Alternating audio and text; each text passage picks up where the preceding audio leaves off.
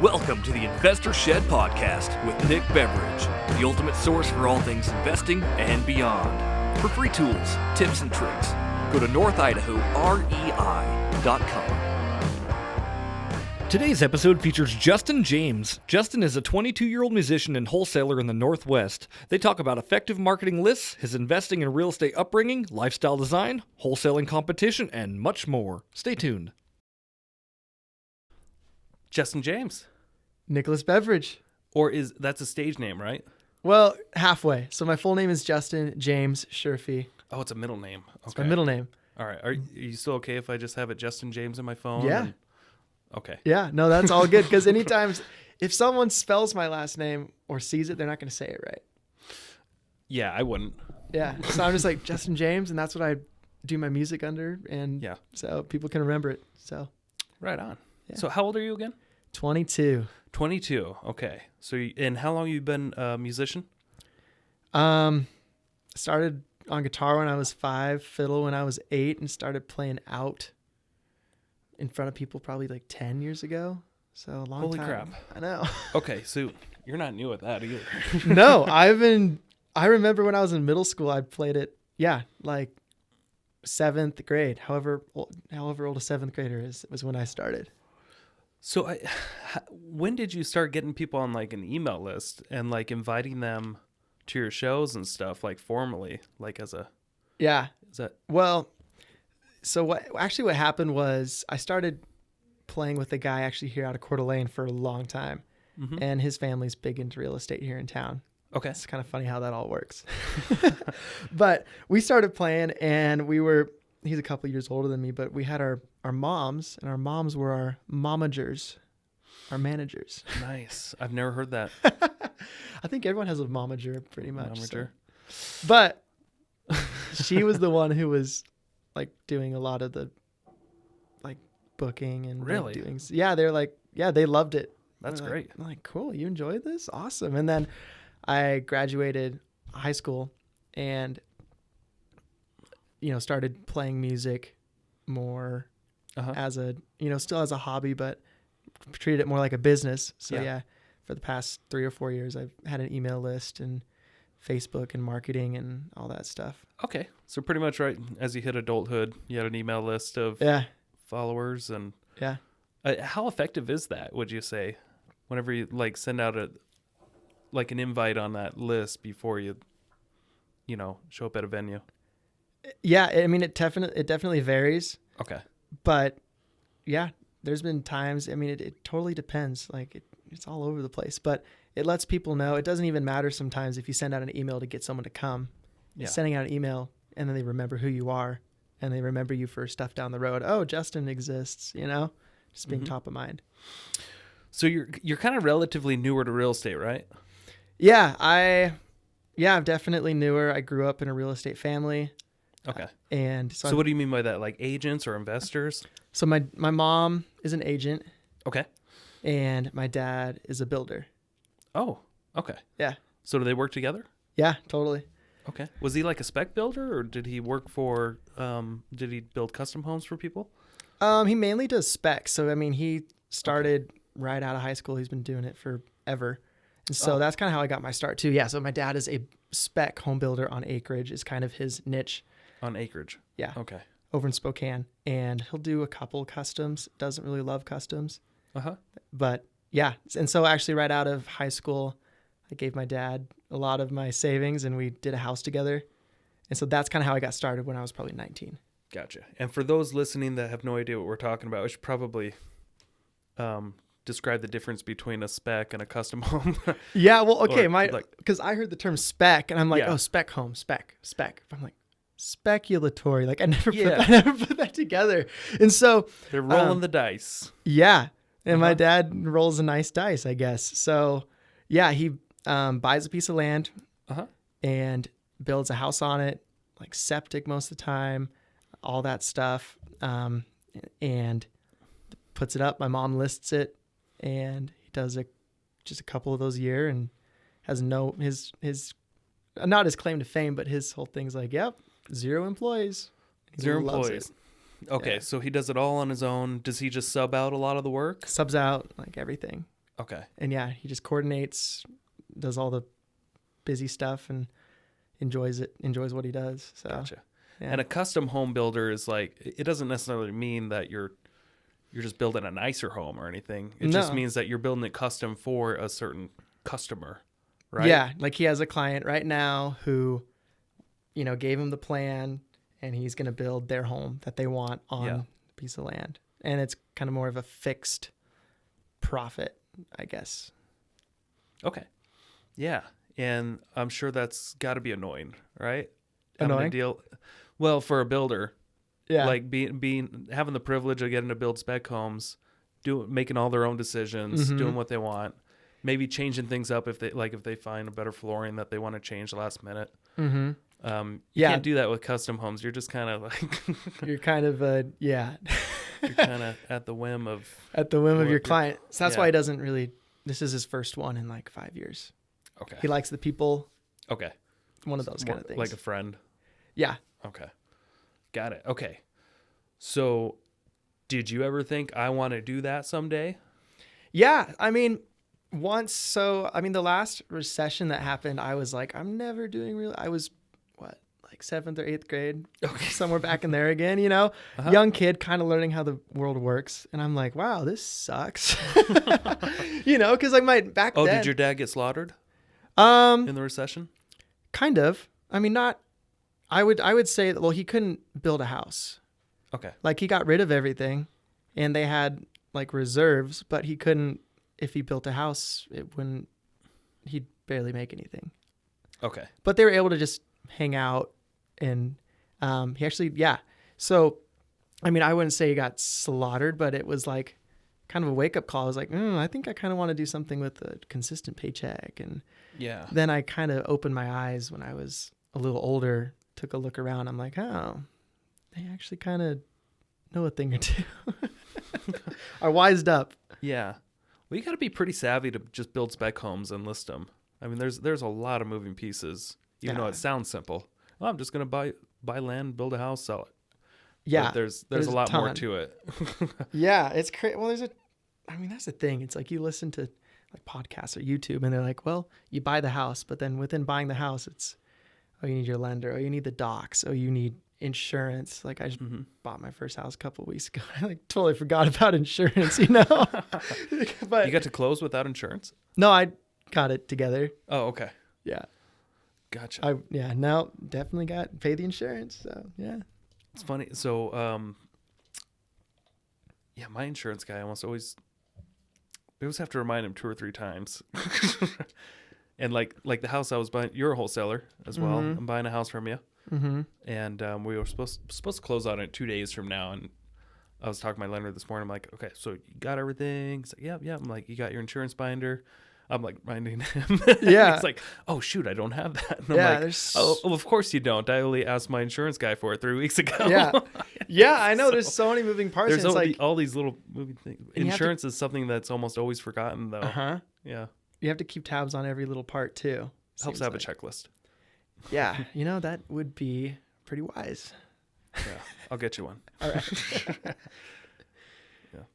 Okay. So you're 22. You decided to start doing what kind of real estate investing at what age? So, yeah, so kind of going back to music, I realized that I like playing music. I'm talented at what I do. Yeah. But the lifestyle was not for me. Oh, okay. Yeah. And that's kind of what made me make the leap into real estate, which is kind of funny. What don't you like about the lifestyle? Well, I went down to Nashville, and when I was a senior in high school, kind of seeing, okay, what does this look like? So I met up with like an artist. I met up with someone who plays in, a bigger artist's band. Yeah. And kind of asked him, so what's this like? And, trying to figure it out, because I could see myself, playing on a stage in front of a ton of people, would be fun. Yeah. But then you realize that, you're gone all summer. And my grandpa would always say, well, Justin, on Friday, when you come home, do you want to get on the bus or do you want to get on the boat? Like, I think I want to get on the boat. You have a boat? My family, yeah. Oh, okay. No, I'm getting there. You get there with it. But I feel like a boat's not something you do till you're like late 30s, early 40s. Oh no, man! I could be wrong about that. My goal is boat before like a new truck. I love boating. I got a wave runner to compensate. There you go. Way easier to maintain. Yeah, no, totally. A little less expensive. Yeah. Mm-hmm. Yep. Buy one right about now. We're coming into fall, winter. Get some more, another one. But yeah, I mean, I found out that the lifestyle was not all it's cracked up to be. And if you want to be an artist, like I've been told, by, the nice old ladies, but I've also been told by like very credible people like, hey, you could make a go at this, like being an artist. And I was like, okay. But then after talking to people, it's like you move to a hub like LA, Nashville, Texas, and you grind and you work for years. And at the end of the day, you still have like a 1% shot, And I was just thinking like, that's just not worth it for me to, because you see all these stars now, right? You know all their names. But what you don't see is most of the time, the 5 to 10 years of them grinding, living on peanuts and just touring all over the country. I'm just like, oh, that like living in a car doesn't sound very fun, Yeah. And instead, if I can do real estate, make my own schedule, still get my music like fix out of playing, because I do enjoy it. I found that out during COVID when nothing was going on. I was like, oh, and then I was like, yeah, I haven't played in a while, big deal. But then I got out and performed again. I was like, oh, I actually kind of missed this. So yeah. So that's kind of the lifestyle differences there. It's, I guess, what people in real estate I've heard is like, lifestyle design. Yeah. So.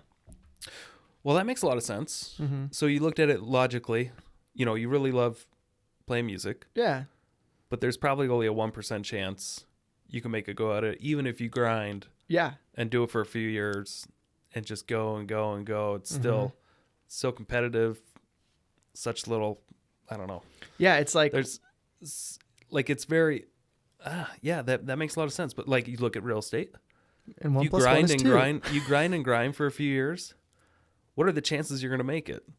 They're pretty good. Like 80%? Yeah. Or more? Yeah, totally. Especially in 30 years, it's like 100%. I know. If you just keep going. Exactly. And then it's like, I look around. Maybe 99. I don't know. Probably. I mean, yeah, you learn. But you look around and like, when I was first getting started, I was like, oh, Nick Beveridge, he must just be like a genius. Or like other, or like other people in town. And then you get to know these people better. And sometimes I'm just like, wow, they're no different than, relatively. Yeah. People that get to know me, they're just like, holy crap, you are so dumb. Yeah, because, holy crap, I can do real estate. Well, no, I'm not saying you as like, I'm just using it as an example, but it's like a good example. If I can do this, holy anyone crap. A lot of people can do this. Yeah, exactly. And it's like the education is so accessible, it seems like, too. Yeah. Do you know that I didn't know just a few years ago where rivers came from? I mean, I never really just thought through it. Like mountains and yeah, like snow melts. And that's where rain, the water comes from. Yeah. Proof right there. Just a few years ago. A few years ago, I didn't know that a cucumber was actually a pickle. Pickle was a cucumber. Really? Nope, I had no idea. That I don't know if in my 22 years, I don't really know if I figured that one. Cucumber's a pickle. All right, well there you go. If we can do it. Yeah. And there's more to it. Okay, I'll stop there. Yeah. Okay. Really embarrassing myself. But. No, you're all good. But yeah, I mean, kind of going back to the lifestyle was, I mean, I had I was pretty much like blessed to have parents who are in this, who live it. And so right out of, high school, I was like, okay, not going to do music, not moving to Nashville, just going to have my little thing up here. If I have an amazing opportunity come up through like the right people, maybe I'd do something. Yeah. But, I graduated and then I kind of had a little business going when I was in high school. I would just go around to assisted livings and play music. Really? Yeah, I would do like 2 or like 2 in one afternoon. I'd work like 2 days a week. Did you go to the same ones? Oh yeah, I just had them on a retainer. They just love you. Oh, dude, I have a way with the 80+ crowd. Oh, gosh. But I kind of built a little business out of that, of all the logistics and scheduling and payments and taxes and all that stuff, and learning all of that. Which, but then I also learned that I'm still trading my time for money with all this too. Yeah. You ever seen that show Better Call Saul? Mm-mm. Oh, he starts off as his lawyer career like in the assisted living centers. Oh, really? Just kind of getting to know and hang out with the old people. And hey, man, they're great. Hosting bingo nights and all that stuff. If you're there, they love you. Yeah, it's just a show, but no, it's the one from Breaking Bad, right? Yeah. The prequel. Yeah. Mm-hmm. Moving on. Okay, so that's what got you. So your parents were in real estate investing. Mm-hmm. You figured out, hey, I don't know if I want to do this. I'm going to go towards real estate. Now, what got you going towards like wholesaling and stuff? Like, what got you interested in like creative real estate investing instead of just doing what your parents did? Yeah, I mean, great question. And so when I was just starting out a couple of years ago, I just gave my dad a lot of my savings, and we built a house together. I wasn't that involved with it. I was still playing music a ton because I was like, oh, I'm making money, and I was just thinking about stacking cash instead of like learning. Yeah. So like I built a house with my dad, but I really gave him money and kind of watched the thing go up, So I did that, and then it closed. He gave me some money from the proceeds. Yeah. And I was currently at the time out at Eastern Washington. My mom was like, "You're going to college. If you're living under my roof, you're going to college." And I was not, and the other thing was, my parents have had a huge influence on me. But yeah, if you're living under our roof, you're going to college. And if you're going to college, we're going to help you, but you're not going to Whitworth, or, you're not going to GU. We'll help you, but we're not going to pay for crazy college. So right. I was there working on a degree, just kind of like passing time, it felt like. And I was always listening to podcasts. I've been listening to podcasts forever. Mm-hmm. On the way here, I was listening to a podcast. So I got wind of wholesaling, and there's so many different strategies, right? You can do everything. But after my experience with my dad, I knew I wanted to do more. And I liked wholesaling because it seemed like a very low barrier to entry. It seemed like I could learn fast, and it seems like it's something I could. It's kind of like not something I want to do forever, but it's a good stepping stone. And so that's why I got into wholesaling. Okay. Did you buy into any kind of courses or programs or anything like that? So there's a ton of them out there, and I listened to podcasts, and I got wind of a program. It's called REI Vault. Okay. And actually Jake Evans started with them a while ago. Oh, really? Okay. Yeah, which was good to kind of get some credibility. Yeah. But it's good to mirror people like that, man. Right? Yeah. I know, man. Jake's like, he just took the year off. I'm like, man, I wish I could do that. Why not? 2020, just write it off. We'll fire it up next year. But no, but he's been so awesome. But yeah, I got started with them because they are pretty much direct mail house. They're like, hey, here's what we can do. I mean, when you're starting this venture, the biggest things are to learn how to talk to people, like evaluate, know your numbers, and close deals. You don't want to be worrying about pulling data, sending out mail, all the busy work, the behind the scenes stuff. And so they're like, so we'll take care of that. We'll help you kind of be a support system. And so I started with them, and it was like a 3-month commitment. I pay them per month, and then I have the cost of mail. And thankfully I had like a decent savings to take that leap. Yeah. And so, yeah, I started marketing last June, and I got June 2019. 2019. Okay. Yeah. And this is we're in September 2020. Mm-hmm. Okay. Yeah, and so I got my first deal. It was just flying by the seat of my pants, man. It was like last August. I had like 2 in 1 week. And I had a tiny buyer's list, and then I learned about like equitable interest, and then magically closed them. Like I made so many mistakes. Like I should have partnered with someone. Really should have partnered with someone. Yeah. But I got like a short-minded, greedy mentality of, oh, I could make 10,000 right now. Yeah. But really, if I would have partnered with a Jake or a Danny, yeah, they probably could have got you more. I probably would have made the exact same and learned way more. Yeah. And so those first 2 deals, I was in denial. I messed up everything you could have messed up on, but it worked. And I got a proof of concept then that, okay, this wholesaling works, right? Because it does kind of sound the way people who are selling the education kind of make it sound too good to be true. Yeah. Because a lot of them are making way more off the education. Mm-hmm. So, but yeah, after that, I did one more kind of, equitable interest deal. And then finally I had this one that came along. So what's an equitable interest deal? Well, realtors don't really like it. Well, so equitable interest is you put in the contract. I can't even remember now because it's been a while, but you put in your purchase and sale agreement that the buyer has, your and/or signs, but then the buyer has equitable interest in this property and can market it. So basically that gives you the right to put it on the MLS.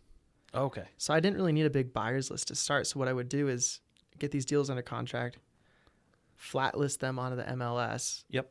And then at the time do just say cash only and just line everything up the best I could, flying by the seat of my pants, screwing things up, and making it work. And that was in Washington, right? That was in Washington. And then I had another deal back this January that I put it up on like Monday, and then I got wind that the board, the SAR board, was like stopping equitable interest.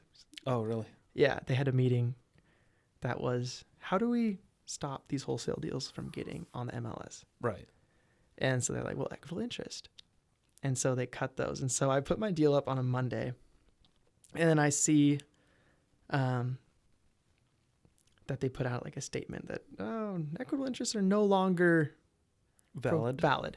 Right. So my listing gets removed, but I already had like 10 offers on the place. I was like, yeah, let's go. Oh, that's good. And the guy I was working with was an investor anyways. Yeah. And so it didn't really matter that much, but I'm finding, anytime you have a property, it's like, if you can just build your network of people, buyers. Yeah. Like the one on 7th, I put up on all the Facebook groups and probably got 10 more people to send future deals to, Right. Yeah. Yeah. So yeah, equitable interest was a good time, but now it's done. Gotcha. I think you can still get away with it over here in Coeur d'Alene if you play your cards right. I can't guarantee that. All right. So in Idaho, it is a little bit tricky for a wholesaler to even wholesale a property. It's legal. You can assign a deal. But I reckon it's very suspicious. Yeah. Because they really want to, and they say, because they're not affiliated with, like the National Association of Realtors, but they're trying to protect the public from unlicensed people trying to broker transactions without knowing the laws. Yeah, exactly. And it's a valid concern. Totally. But there's also, there's plenty of wholesalers out there that know what they're doing. Mm-hmm. There's plenty that don't at all. Yeah, and that's like the kind of the sad thing about it is because the ones who, like, I'm not saying I know everything, I don't, but I know how to treat people right. Right, yeah, you know how to do the right thing. Yeah, and sometimes people will try to do the right thing, but when you're telling someone, hey, I'm going to be buying your property, you should live up to that. Yeah. there's people who have the mentality of, hey, tie everything up you possibly can. I'm like, you're screwing with people's lives. Right. When you're telling them, hey, I'm going to I'm going to buy this house from you for cash in 2 weeks. You call them 3 days before closing. Hey, my funding partner pulled out. I can't close. Yeah. Couldn't find anyone to sell it to. Yeah. And that's where things get messed up. And that's why, Yeah. I mean, yeah, there's a lot of people who do great things. But then it's like, it's just the couple who don't, that make the reputation kind of bad for everyone, you know?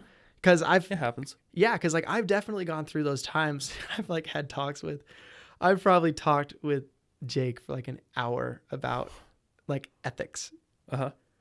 And because like I struggled with it because I'm like, and even like, yeah, Nathan too. And that's the cool thing about this market locally is like, they're all so giving. It's nuts. Like, they're like, dude, call me anytime. I'm Yeah. like, They're great. I'm like, huh? Your competition, like, they're all friends pretty much. Yeah. Like we can all work together. Yeah. And be like, just fine. I know. We're all friends. Yeah.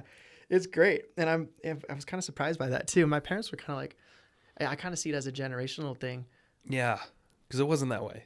Yeah. Because my parents are like, wait a second. Jake wants to, or whoever wants to, you know, tell you how to do all this and give you this course and give you, you know, this. And I'm like, yeah. They're like, huh. Wonder what their the motive is, you know, like, but it's like karma. I don't know, but it's like the whole thing, like a rising tide. Yeah. So, I think it's just like our generation just has this belief that if you just do the right thing and treat people right, you're going to get treated right. Yeah. And there is, I think, more of an abundance mentality with the millennials in general. Yeah, I mean, maybe the older generations that had to struggle a little bit. Yeah, I believe that too, but then I also believe that to be successful, you like have to have a little bit of like, yeah, like abundance mentality of, yeah, there's enough deals for everyone to go around, but you also have to have a drive and like a little bit of like an ego to want to be not like Grant Cardone, I want to dominate the world. Yeah. But you have to have, it's like a balance of abundance, but then also like you have to want it. Yeah. Yeah, you still want to crush your competition. Yeah. But you still want to be friendly in the process and have a beer yes, with them. Totally. Yeah. And like, trust me, I've lost countless deals to all those guys. And it's like, do I beat myself up? I'm like, dang it. But I know that that person at the end of the day is getting taken care of. Yeah. It's not worth it making an enemy. No. We'll just joke about it. Haha, I got it. You didn't. No, definitely. Yeah. Yeah. And I remember twice I called them up. I was like, how'd you do that? And they're like, oh, let me look. Okay, so it looks like it came in here and we were and they talked me through the whole thing. I'm like, that's awesome. Yeah. So. Yeah, it's and there are people that don't share anything and a little bit more secretive, and maybe they're right to do that. I don't know, but for now, most of us that, especially the people that I've interviewed, like I've interviewed Jake and Danny and Nathan Price. He keeps telling me he's going to come do this. Nathan. He'll get out here. He'll get out here eventually. But yeah, these guys are so cool. They're all very giving, and they also make a lot of money because they're very focused and competitive. Yeah. But I think you can have both and be just fine. Yeah. Yeah, I totally agree. Yeah, I agree 100%. And just, really because wholesaling can just going back to it, can just get a bad rap. But it's like, just take care of people and do the right thing and be honest too. Yeah. You know? It's really hard to not be honest in this business and go far. Well, it's really hard to not be honest. And then like the argument of like, me and you don't need to know how, like the way I've heard it is like how the sausage is made. There's a lot of stuff that goes into it. Oh yeah. You don't really care, but it's, you know, it tastes good. Yeah. And that's kind of the same thing sometimes with sellers. Sometimes it's like, I'm going to get you taken care of regardless. But if you knew every single detail about everything that's going on, it would probably just confuse you. But does that make sense? It does. Because, if you look in the lending world, like mortgage brokers. Yeah, they're worse than... I mean, they're basically wholesaling your loans to other investors. And exactly. And they're like, they'll tell you, oh yeah, we can do this loan. Just send me your stuff and we'll get 30 days into it and you'll pay for an appraisal. And none of these investors wanted to buy your deal. Yeah. So yes, I know I told you can do this. Sorry. Yeah. Yeah. Yeah. Like Because this isn't the only industry where we try to put a product together and sell it. Mm-hmm. It happens all the time. But yeah, because there's definitely that line of, being honest and ethical, but then it's like you need to also take care of that person and take care of them to the extent to where it doesn't just confuse the heck out of them of what's going on. Like, hey, I'm going to sign this over to them. They're going to buy it. I'm going to get paid up front at closing. And then I'm out of the deal. And they're like, but wait, I thought you were, you just got to play your cards right. And yeah, it's still, yeah, do it right. Serve people. So how does that? So how have your pitches gone so far? When you're sitting down with the seller and you're saying, "I can pay this," or do you say, "I know I can get. I'm pretty sure I can get you this. We're gonna have inspections." Do you say, "I'm not necessarily the person that's going to purchase this, but I have investors that will purchase it and will be able to get you this money"? Like, how does that conversation go? Yeah, great question. And so, in the beginning. Well, yeah, in the beginning, I was going in like, yeah. Well, I'm straight up with people. I'm like, my family's in the business. My uncle flips houses over there with Jerome and Keith Riddle. And so I always tell them, yeah, like my family's in the business. I do the majority of like acquisition stuff because that's what I do. Yeah. Is I send out letters, call people, whatever. And then people will ask me, so how old are you? I'm like, oh, I'm 22. They're like, oh, okay. So, but if you really think about it, there's like so many different parts that go into it. So the pitch, most of the time it's like, it kind of depends because it's shifted the more I've learned. Yeah. And so, because I know that some people will just say straight up like, yeah, I'm probably not going to buy this, but I have a investment partner who will. And sometimes that works, and then sometimes that freaks the person out too. Like, you're not buying this? Like, what? Or the people just go in like, hey, straight up, hey, I'm buying your property. Yeah. So I've done like both. And so like kind of being somewhere in the middle of, yeah, so I'm Justin. Yeah, I know I'm 22. I'm young. Like I have a couple projects going on. And like, I don't know if the timing's right on this one, but I totally have my partner, Nick, who's looking for something just like this, who wants to take it on. Uh-huh. And then normally they're like, oh, cool. And then it doesn't really matter. Like if you're getting an assignment fee, like either way, like if we partnered on something, we're both going to be hypothetically getting paid in some point of time. It's just depending on during that time when you're going to get paid. Right.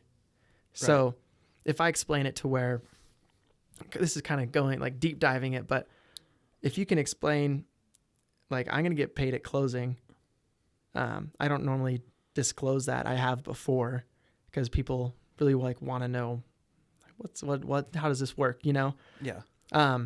But I mean, they know you're making money and the time frame of when that happens doesn't have to be right when you buy it from the seller. Or when you end up like fixing it up and selling it down the road. Right. So is your pitch like always evolving a little bit every time you meet? I mean, it just depends on the person. It's like a little bit. Yeah. When it comes to explaining the process, like, hey, so I'm an acquisition manager for this home buying company. Yeah. And I'm like fairly confident we can get you this. This is the process. We're gonna be assigning it to another investor that we are affiliated with. You'll get this amount. Yeah, the net to you has not changed. Most likely, the net to you won't change. Like, do you kind of go through that, and we're gonna have to show your house possibly a few times? Yeah. Like, when it comes to that, how does that go? So I used to think that it was just so sketchy. Because I was like, I'm bringing people through. I tell them I'm buying it. I got my, the term was funding partner, right? Yeah. And then I finally bought that house over here in Coeur d'Alene. And I figured out that, okay, all of this happens on every deal. You need a funding partner. All my people who were looking at funding it all walked through it. they all wanted to see it. I needed to get an inspection done. I needed to get the sewer scoped. I needed to get all those things done. Yep. And so it happens on every deal. It's just, what was your question again? I'm curious. So how do you pitch? So I guess we're past the stage where I'm not really buying your house. I'm an acquisition manager, or maybe I will, but we're going to assign it. Yeah. But then how do you pitch, hey, I'm going to be showing your house to these potential investors? Yeah. So showing is probably not the term to use. It's probably like inspections. Yeah. It's like, hey, I need to have, a couple of my partners come through because really they are your partner. They are your partners. Yeah. Yeah. They're your partner on the deal. Buying the house. Yeah. And I mean, it's because sometimes just like that house we walked, it could have worked out to where we did actually partner on it. Right. Yeah. And so, so I don't really call it a showing. Instead, you bailed on me. I bailed on you. That's fine. No, you did your job. I bailed on you, Nick. No, but really what happens is it's like you need to get people through that property. Like people need to see it. You can't avoid it. Yeah, it's going to happen every time. And sometimes that's hard. But really if you qualify, the people who you normally work with, and you get to kind of have a general couple, 20 or so people who normally buy all your deals. And so you get used to working with them and then tell them, hey, so my partner needs to come through. They might be handling most of you don't even have to say this, but my partner's going to come through and they'll look at the property. That's really all that needs to be said. But if they ask oh, your partner, I thought it was you. It's like, yeah, well, in order to do, a lot of projects, I normally partner with people to mitigate risk, to do more deals. And, and then you could even go down the path of, we buy, most of the time, setting expectations after they sign, right? It's like, okay. So it's like, so, hey, just want to let you know, 90% of the time, everything goes to plan on this. But if, I have an inspection and, something comes up that I just missed, I'm going to let you know, and we're going to figure out what we can do. And so this house that I'm buying over in Spokane, we did a sewer scope and has Orangeburg, sewer line needs to be replaced. Yeah. Okay. So you're straight up with them hey, this is what I found. I wasn't really expecting this. And we're just splitting the cost of that repair, taking it out of purchase price. What does the sewer line cost to swap out in Spokane these days? $5,500. $5,500? Okay. Mm-hmm. Yeah, it's a big expense. So yeah, so you get your sewer scoped. Yes, get your sewer scoped. I just finally started doing this. Really? Yeah. See, and that's me starting out. I was like, get your sewer scoped and get an inspection just to make sure you don't miss anything. And it's like, if you're wholesaling a house and you're having your people come through, they are doing their own inspection on it. And some of these deals you can structure creatively to where, hey, I'll take 15 now. Mm-hmm. Or if, because sometimes hard money lenders won't, they're only paying sometimes up to 10% of the purchase price for an assignment fee. Yeah. So then you can work something out to be you could totally get creative and actually truly partner up and be well, and then how about, another 5 at closing when you turn around. So it just goes back to the whole sausage analogy, because there's so many different things going on, just like in the lending and mortgage world too. Yeah. So many different things going on. But at the end of the day, if you're delivering a service that's the best for that person, because I tell everyone, because people are oh, I got this in an email the other day, you're equity skimming. Oh, okay. That's a law. Yeah. Yeah. That's something you have to, it's very subjectical. Yeah. I'm someone sent me that back and I didn't even, so who sent you an email saying you're equity skimming? Probably this cold buyer I have on my list. I haven't qualified all my people on my list. A cold buyer. So an investor buyer? Yeah. Do they want to pay higher prices? What do you mean? Is that why they're... Oh, yeah. Do you want to pay more? If you want to pay more, that's... If you want to pay more, I'll get it locked up at a higher price for you. Yeah, but I emailed the guy back because the last deal I sent out yesterday, it's from an investor. The investor's hey, I want to I'm done with this property. If you can find a buyer at this price, awesome. And it's still a deal. but if not, I'm just going to list it. So like he knows exactly what I'm doing, you know? And so it's never, because you can get three things, I believe, they always say you can have speed, convenience, and price. Those are the three things when it comes to selling a house. I mean, you could argue you could get all three, but really it comes down to like two. And I can only offer speed and convenience. And I tell that to everyone. It's like the convenience of, yeah, there's going to be an inspection, but there's not going to be, tons of people showing your house. You don't need to clean up your house. So it's a service, and you have to like make it clear, like, hey, it's not for everyone. Yeah. It's for a very few amount of people who view this as better and who are willing to trade equity for speed and convenience. Yeah. So that makes sense. Yeah. I mean, there's just so many it can seem so sharky, and I hate that. So, but yeah. Yeah. Yeah. And I like I said this on the last podcast, when I first kind of got to experience the wholesaling world, I thought it was pretty freaking shady. Yeah. And I'm like, man, you guys are just robbing from poor old grandmother, taking all her money. Yeah, I've had those thoughts, and just like, patting her on the head, and I'm gonna take you to the take you to the bank, lady. Yeah, I'll drive you right over to that assisted living center, drop you off. Yeah, no, because that's exactly in the process. Those are exactly. But it's not the case like 80% of the time. Like 80% of the time, because I buy a lot of wholesale deals.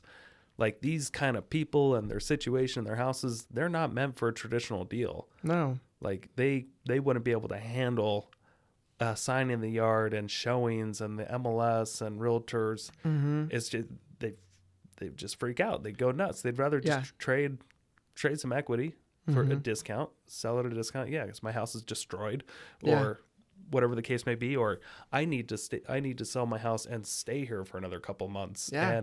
And I'm gonna leave all my trash. Like, good luck having a deal like that in the MLS.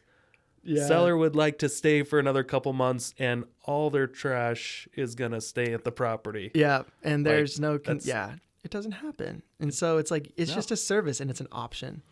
And that's the thing. It's like you have to. That's what I tell every person I talk to. Like one of the questions, it's like, why don't you list this with a realtor? Mm-hmm. And then sometimes it's like, great, here you go. Here's a realtor. Just serve people, Yeah. You always give that as an option, and then you just avoid the whole Sharky mess, and it's over. Now it's just about, this is what I can buy your house at a discount. Of course, I need to make a profit. Mm-hmm. You can always say no. Yeah. Yeah, like yesterday I was talking with this guy. He has a really unique situation with like neighbors. There's so many different things. Neighbors, tenants, condition, family. Yeah.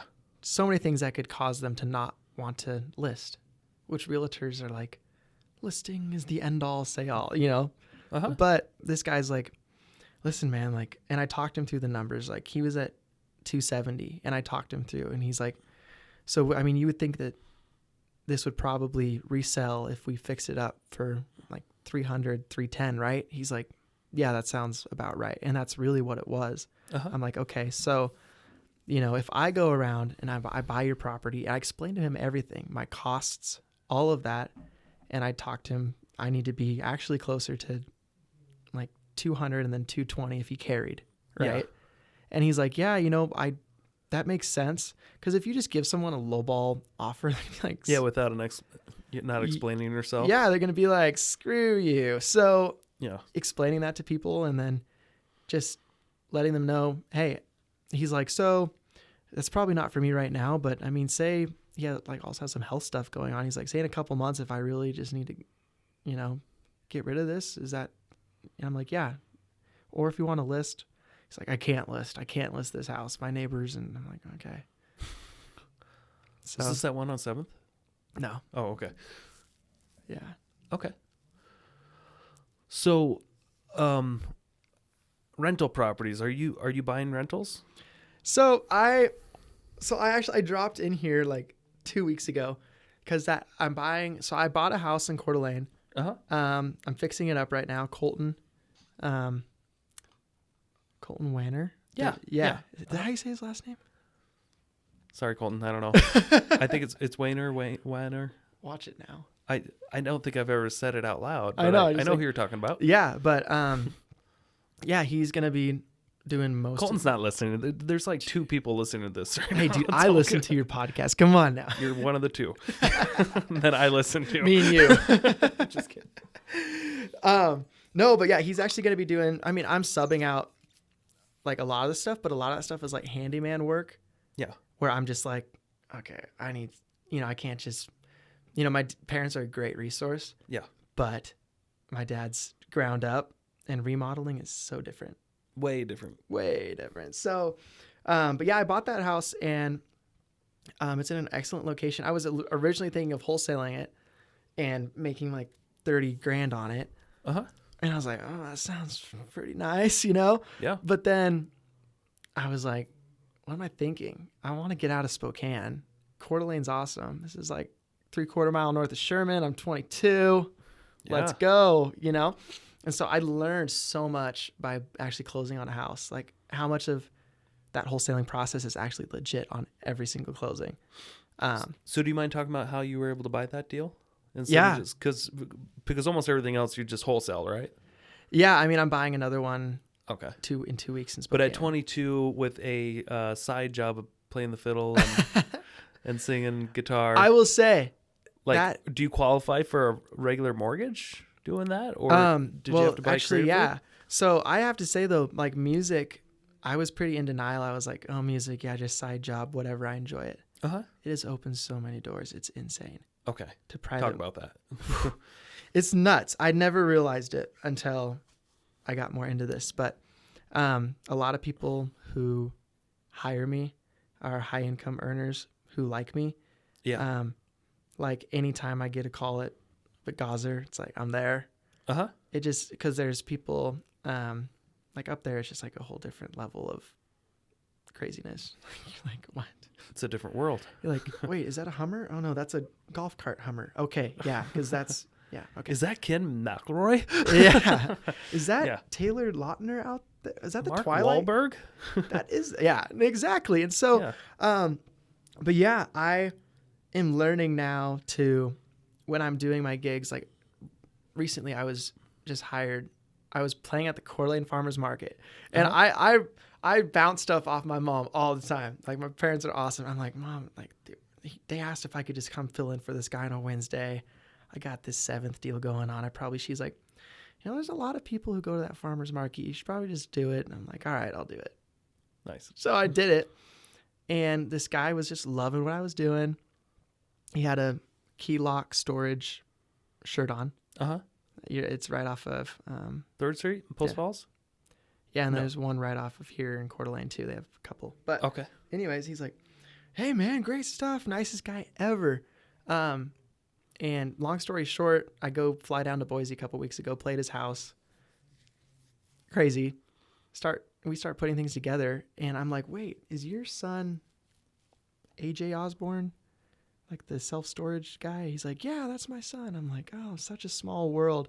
Uh-huh. So he's been on like Bigger Pockets a couple times, and they own like over 100 million in storage. Really? Yeah. Okay. And that's like one example Wow. of like 10. Well, there's probably, more than 10, but yeah, just using that, my, like, I guess gift. Yeah. And then turning that into meeting, like Ken, and a lot of other people who are looking for someone like me to, do good for them. And they also want to have a part in me. They like me, they know me, they trust me, but still building that like reputation too right now. Yeah. But yeah, it's opened a ton of doors, and it's been like my deal on 7th was from a music connection who it's like music connection connected me to this guy connected me to this guy. It all came together. Yeah. So, and 0 points on my first deal. 0 points. So is it like does it have a balloon eventually? Do you have to eventually get it refinanced, or is it a good long-term loan? No. So yeah, my plan all along has been to like start buying stuff. And so I've been showing income. Okay. And so, yeah, I've had 2 years of Showing income to the IRS. Yes. Yeah. Yes. Not that I've never haven't. No, I'm just kidding. But yeah. And so I qualify up to whatever, I don't know what amount it is right now. But anyways, I bought the house. Yeah. Just like a little like dive on it. But I bought it with all private money. And it funded the full purchase price and like the majority of the rehab. Nice. Yeah, I was Not bad. let's go. And then I started talking to the other people. Like, you sent me a couple names. I'm like, man, these guys are sharks. Like, they got it figured out. Like the professional private money lenders. Yeah, they got to make a living.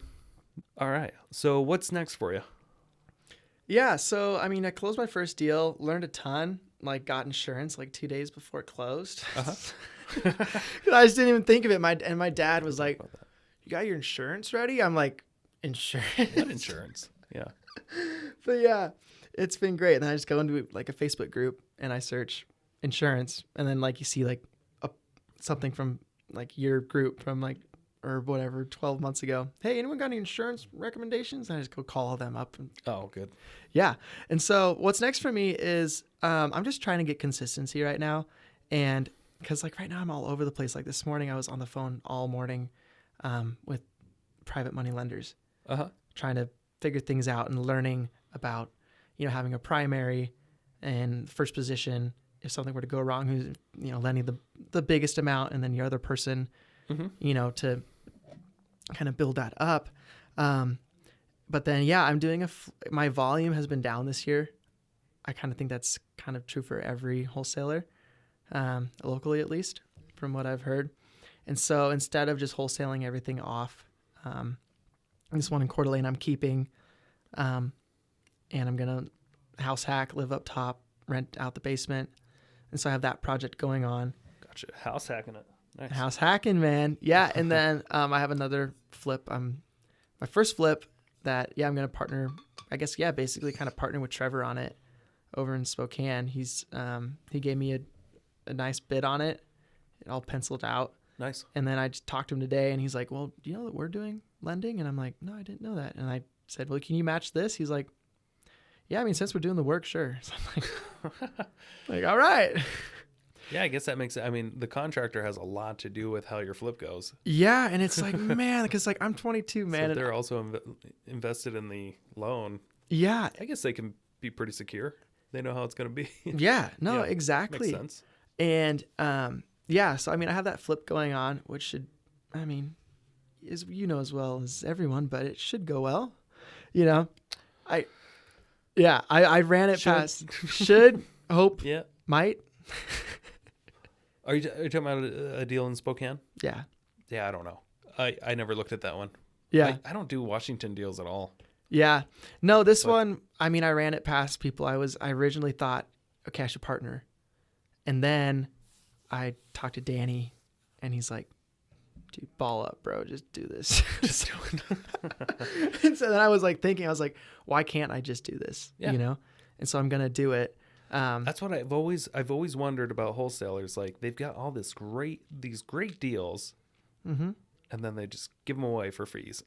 Well, because with the hopes that, you know, someday I'm going to be buying real estate, but it's like, you can.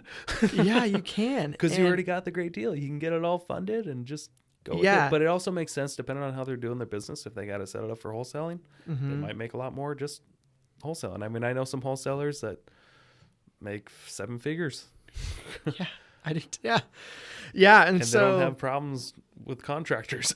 And it's just, but that's the thing. What's next for me is, I'm going to short-term flip that house. Just try to, like, I thought that my goose egg of cash was nice in the bank. And then I'm like, wow, that's nothing, you know? Yeah, it goes quick when you it goes really with houses. Yeah, it goes really quick. And because I can't really talk with like my peers at all. Well, like high school friends, college friends. Right. You know, because they're like, oh, wow. But it's like, then you start talking to people who are in it. Yeah. Just surrounding yourself, and it's just totally different. But ultimately, I'm trying to develop consistency right now. I've been doing about a deal a month since post like June. Yeah. Doing a deal a month, which has been good. Have you been consistent in your marketing? Yeah. Okay. I pulled out of Kootenai. I started marketing over here in November, and I stopped in March. I didn't close one deal. Okay. Spent a ton of money. Yeah. And Bora, I mean. Yeah. Well, I've closed it's just 2 coming later. Right? It's coming later, but in all reality, after talking to everyone, Everyone I talk to says Kootenai is the toughest market they have. It's very competitive. Very competitive. And a lot of savvy owners.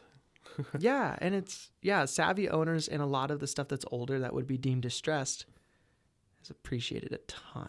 Yeah. So it's tricky. But yeah, I mean, kind of long term for me, I need consistency to bring someone on to help stuff off of me. I don't really want to be making follow-up calls. Yeah. Well, if I can also interject and just maybe make some advice for someone who's been in it for Please. a decade. So I've been doing this for a decade now, and and what I've learned over time of tracking my numbers and tracking the people I've worked with and when I first had contact with them to when I actually made some money, when we closed a transaction, and I found that my average was about 18 months. Okay. So maybe just think about, like, even though you did some marketing for half a year, it didn't work out. Still, you got leads out of it, right? Yeah, I mean, I did close 2 deals over here. Yeah. Yeah. So I mean, but are there any other leads, or are they all gone? There's a ton of leads. Yeah, just keep working them. I mean, yeah, like the real number, your real return on investment won't show up for probably a couple of years. I mean, but it will definitely show if you just give up on these leads. No. Then you'll know what your return on investment is. Yeah, no, definitely. And so, I mean, yeah, just getting consistent to where I can have someone carry some of this off of me, like doing those low dollar per hour tasks. Not necessarily low, but just like my time is best spent, sometimes raising money, closing deals, not running comps, not being a transaction coordinator on Bora. My goodness. So yeah, bringing someone on. And then I've been pulling data from Reonomy for multifamily stuff across the Western United States and skip tracing that. And I'm going to I have a lot of people through music, through my network, who are really wanting to do bigger stuff. And that's where I want to go to. Wholesaling has just been to learn and to like make money. Yeah. Because I mean, a lot of real estate's like, yeah, you can get rentals and you can make a couple $100 a month, but like you need to be like closing transactions too, So yeah, long term, I want to be doing like multifamily storage, mobile home park stuff. Okay. Something in that. So more in the commercial field? Yeah. And then ultimately, I mean, I can't be doing everything, but because I know if you try to build too many bridges, they're never going to get to where you really want to go. So, but build this wholesaling company up to where it is like just a marketing company for everything. Yeah. And have it kind of run like a team, like all the other cats who have a team. I'm like, man, a team would be so nice. And then just, holding yourself and other people accountable and all going for the same thing. And, bringing on those bigger deals where your, employees or partners can have a piece of it because they're part of it. You acquired the deal. Here's your equity. And we're all going to the same place of financial freedom. So having a great team is a great thing. Yeah. You got to be slow to hire. And don't rush into it. Just wait for the right person. Yeah. Start with admin. Yeah. All that crap. Maybe I shouldn't be telling you how to run it. I've never run a wholesale business, so I shouldn't be telling you. But no, I don't think real estate sales is too far off from wholesaling, because you're doing the same thing. I mean, you're trying to get in touch with buyers and sellers as an agent, versus as a wholesaler, you're just getting in touch with sellers. Yeah, and then trying to lock up their property. Yeah, same thing with an agent. You're trying to lock up their property with a listing agreement. Yeah, and sell it for them. A wholesaler trying to sell it. Yeah. And make a fee. Yeah, I know. mean, there's really no huge difference. There's no huge difference, but there's a ton income opportunities. There's a ton of data, a ton of, I mean, it is very sales and talking to people. And that from a home buyer compared to an agent, there's a lot of differences. And, but yeah, I mean, at the end of the day, it is the same thing, but like, some of the stuff people are doing with texting and calling and mail and managing your marketing expense and all that stuff it's crazy. So it can get very complicated if you make it complicated. Oh yeah. So yeah. Definitely can. Yeah. So if somebody wants to reach out to you, Or go to one of your shows? Yeah, no, definitely. How do they get in touch with you? I mean, anywhere. So, I mean, Facebook, you can look, like my handle for all my music stuff is Justin James Live. Justin James Live. Not dead. What's a handle? What's a handle? Like at Justin James Live. Like you just search that in Google? Yeah, I got a website, Justin James Live. No, yeah, I mean, yeah, Justin James Live. Or is this a Twitter thing? No, I'm not really on Twitter. Or the Instagram? Are you on the Instagram? Instagram. I'm on Instagram. Yeah, Justin James Live, and then my numbers. Are you on the Tickety Talk? No. Okay. Just the Tickety Talk. No, but yeah, I mean, you can find me anywhere, and then my wholesaling company with the. I need to be better about getting caught up in the little things like, oh, the name of my company, and the brand, and all that. Oh, my email. Yeah, what is the name of your company? Property Solutions Northwest. It's too long. I need to come up with something shorter. So, but I don't really care about it because I just need to care about closing deals right now. Solutions Northwest. It's all in the name, man. Yeah. If I can think how many times I've seen Property Solutions in a wholesale company name. Yeah. It's good though. It does a job. But yeah, on social media, Justin James Sherfy on Facebook, and yeah. Cool. Well, thanks for coming. Appreciate it. Thanks for having me. Thanks for all the advice and telling your story. My advice from a 22-year-old. Am I your youngest yet? I don't know. Probably. Yeah, maybe. Trying to think back. I would say there might have been one other 22 or 23-year-old. Remember Johnny Rotautis, sorry. I'm finally saying his name right. He was episode 5 or 6. Yeah. He was 18 when I met him. And then he was 22, 23 when we interviewed him. Yeah. So you guys are about the same age. Awesome. Yeah. All right, cool. Thanks for having me. We're done. Thanks. Thanks for tuning in to the Investor Shed podcast. Please like the video and subscribe to the channel for instant access to all future episodes. If you or someone you know has investing experience or stories to share, reach out to us in the comments or via email.